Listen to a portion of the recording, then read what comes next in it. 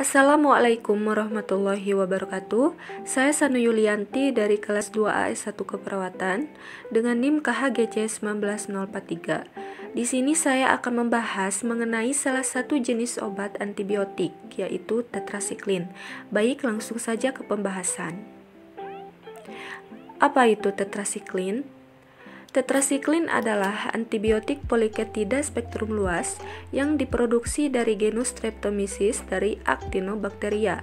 Tetrasiklin umumnya digunakan untuk mengobati jerawat, kolera, brusellosis, pes atau sampar, malaria, dan sipilis. Selanjutnya jenis obat tetrasiklin. Tetrasiklin ini terdiri dari apa aja sih? Sini ada dosisiklin, minosiklin, tetrasiklin, oksitetrasiklin, dan tigesiklin. Nah, di sini bisa kita lihat ada beberapa contoh gambar mengenai jenis-jenis obat tetrasiklin. Selanjutnya masuk ke poin mekanisme kerja tetrasiklin. Nah, bagaimana sih mekanisme kerjanya? Tetrasiklin bersifat bakteriostatik. Mekanisme kerjanya adalah dengan mengikatkan diri pada subunit ribosom 30S. Kemudian, mencegah akses aminoasil tRNA di lokasi akseptor pada kompleks mRNA ribosom sehingga menghambat sintesis protein bakteri. Tetrasiklin juga mengikatkan diri secara reversibel pada subunit ribosom 50S dan juga mengganggu membran sitoplasmik bakteri sehingga terjadi kebocoran intraseluler.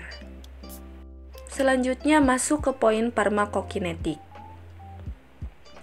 Farmakokinetik terdiri dari absorpsi, metabolisme, distribusi, dan eliminasi. Absorpsi obat tetrasiklin dilaporkan lebih baik dalam keadaan perut kosong. Obat ini diabsorpsi secara tidak sempurna di lambung dan intestinal. Konsentrasi puncak obat dalam plasma darah tercapai dalam waktu sekitar 1,5 jam sampai 4 jam. Selanjutnya metabolisme. Sebenarnya tetrasiklin ini tidak dimetabolisme, namun dikonsentrasikan oleh hepar ke dalam cairan empedu. Selanjutnya distribusi. Tetrasiklin didistribusikan secara luas ke jaringan dan cairan tubuh dengan konsentrasi relatif rendah di cairan cerebrospinal. Tetrasiklin didistribusikan berikatan dengan protein dalam plasma darah. Tetrasiklin melewati sawar plasenta dan juga didistribusikan ke dalam ASI. Nah, selanjutnya eliminasi. Waktu paruh obat adalah sekitar 6-12 jam. Rute primer eliminasi obat tetrasiklin adalah ke ginjal. Sekitar 20-55% obat yang dikonsumsi diekskresikan menjadi urin. Ekskresi tetrasiklin juga terjadi ke dalam ASI dan cairan empedu. Selanjutnya masuk ke poin farmakodinamik. Yang pertama ada dosis. Nah, di sini ada dosis untuk infeksi yang rentan, ada juga dosis untuk sipilis, dosis untuk brusellosis, dosis untuk jerawat, dan dosis untuk gonore. Nah, infeksi yang rentan, dosisnya untuk dewasa 250-500 mg 6 jam sekali. Dosis dan lama perawatan bervariasi, tergantung pada jenis infeksinya. Nah, untuk anak-anak di atas 8 tahun, diberikan dosis 25-50 mg per kilogram berat badan setiap hari dalam dosis terbagi 6 jam. Selanjutnya untuk sipilis, dewasa 500 mg 4 kali sehari selama 15 hari. Untuk brusellosis, dewasa 500 mg 4 kali sehari selama 3 minggu dikombinasikan dengan streptomycin. Dosis untuk jerawat, dewasa 250-500 mg sekali sehari selama paling tidak 3 bulan. Nah, yang terakhir dosis untuk gonore. Dewasa 500 mg 4 kali sehari selama 7 hari. Selanjutnya masuk ke poin indikasi dan kontraindikasi obat tetrasiklin. Indikasi. Indikasi tetrasiklin adalah sebagai antibiotik spektrum luas untuk infeksi bakteri yang sensitif terhadap obat ini. Nah, misalnya pada akne atau jerawat, sifilis, gonore, amebiasis, kolera, dan brusellosis. Selanjutnya kontraindikasi. Tidak semua orang boleh menggunakan obat ini. Nah, ada beberapa penderita atau kondisi yang tidak boleh mengonsumsi tetrasiklin. Nah, di antaranya yang memiliki riwayat hipersensitif atau alergi terhadap kandungan dalam obat ini atau jenis antibiotik tetrasiklin lainnya. Yang kedua, anak di bawah 8 tahun juga tidak boleh mengonsumsi obat tetrasiklin. Kenapa tidak boleh? Karena dapat mengakibatkan perubahan warna gigi yang permanen dan bahkan juga mengakibatkan kerusakan pada giginya.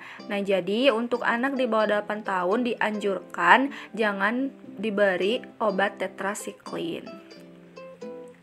Nah, yang ketiga, yang mengalami masalah ginjal akut juga dianjurkan jangan mengonsumsi tetrasiklin. Yang keempat, tetrasiklin jangan digunakan secara bersamaan dengan metoksifluran, vitamin A, dan retinoid. Nah, yang terakhir, kehamilan dan menyusui. Ibu hamil atau ibu menyusui dianjurkan jangan mengonsumsi obat tetrasiklin karena dapat beresiko kepada janin dan bayinya. Selanjutnya masuk ke poin efek samping dari obat tetrasiklin. Tetrasiklin umumnya ditoleransi dengan baik. Namun, ada beberapa efek samping yang mungkin muncul yang perlu diperhatikan. Di antaranya yaitu yang pertama, mual, muntah, dan diare, luka pada tenggorokan, hipoplasia enamel. Apa itu hipoplasia enamel? Hipoplasia enamel adalah perubahan warna gigi yang permanen pada anak-anak. Nah, ini umumnya terjadi pada usia di bawah 8 tahun. Perubahan warna pada kuku, sensitivitas pada cahaya, ruam kulit, dan demam. Nah, itu adalah beberapa efek samping yang mungkin terjadi jika kita mengonsumsi obat tetrasiklin.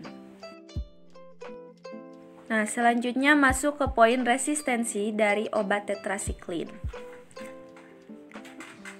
Resistensi bakteri terhadap tetrasiklin dapat terjadi melalui beberapa mekanisme, yaitu efflux, pelindung ribosom, dan inaktivasi enzimatik. Pada mekanisme efflux, resistensi terjadi melalui adanya pompa spesifik terhadap tetrasiklin yang menurunkan konsentrasi obat dari dalam sel bakteri. Pada mekanisme pelindung ribosom bakteri yang juga disebut sebagai protein, resisten tetrasiklin ribosom bakteri dilindungi agar tidak berikatan dengan tetrasiklin.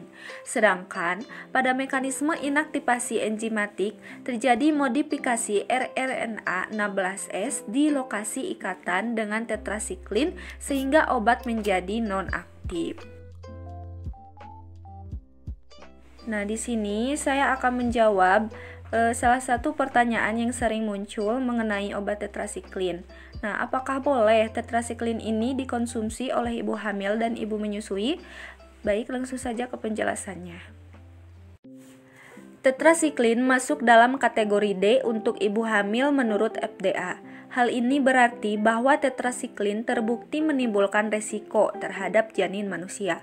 Akan tetapi, jika besarnya manfaat yang diperoleh pada ibu hamil ini lebih besar dari resikonya, maka obat ini dapat dipertimbangkan. Misalnya, jika obat diperlukan untuk mengatasi situasi yang mengancam jiwa atau penyakit serius, di mana obat lain yang lebih aman tidak efektif atau tidak dapat diberikan, maka boleh-boleh saja untuk ibu hamil mengonsumsi obat tetrasiklin asalkan harus dikonsultasikan terlebih dahulu kepada dokter.